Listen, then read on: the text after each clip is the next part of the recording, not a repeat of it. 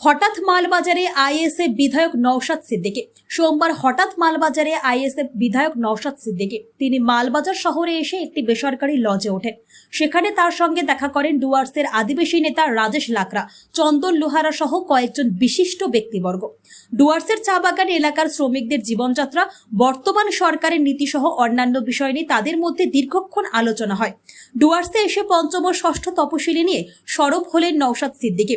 ISF বিধায়ক নওশাদ সিদ্দিকী আলোচনা শেষে বেরিয়েছে। সিদ্দিকী সাহেবের পাশেই ছিলেন রাজেশ লাকড়া। তারা সাংবাদিকদের মুখোমুখি হয়ে কি বললেন শুনে নিন।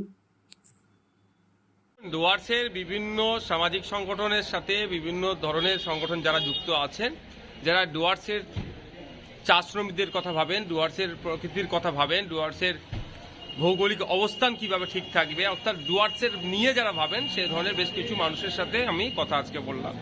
মত বিনিময় হলো যেভাবে 5 ডেসিমেল জায়গা দিয়ে তাদের পূর্বপুরুষের মেহনতে তৈরি করা এই চা বাগানগুলোকে কেড়ে নেওয়ার অপচেষ্টা চলছে, সেটা থেকে কীভাবে পরিত্রাণ পাওয়া যায় সেই নিয়ে কিছু আলোচনা হচ্ছে।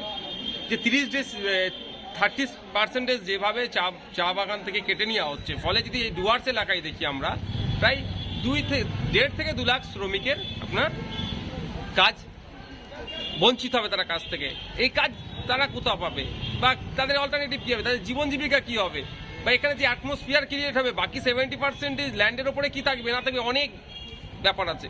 সেই নিয়ে আমরা কিছু চর্চা করেছি, যাতে আমরা আমাদের জমিন, আমাদের পূর্বপুরুষের তৈরি করা জমিন আমাদের কাছ থেকে কেউ না কেড়ে নিতে পারে।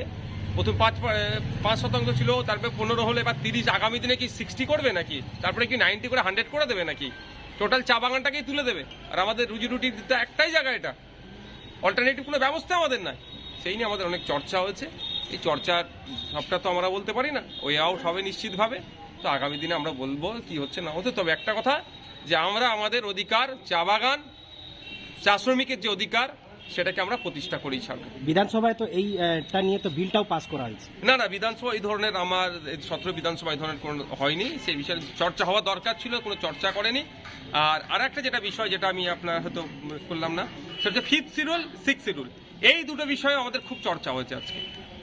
কারণ হচ্ছে আদিবাসীদেরকে ভালোবাসছে আমরা বলছি মুখে, কিন্তু আদিবাসীদেরকে ভালোবাসা বা ভালো থাকার জন্য সংবিধান প্রদত্ত যে অধিকার, 5th শিডিউল, 6th শিডিউল ফুল ফ্লেজে ইমপ্লিমেন্ট করতে হবে, তা নিয়েও আমাদের চর্চা হয়েছে।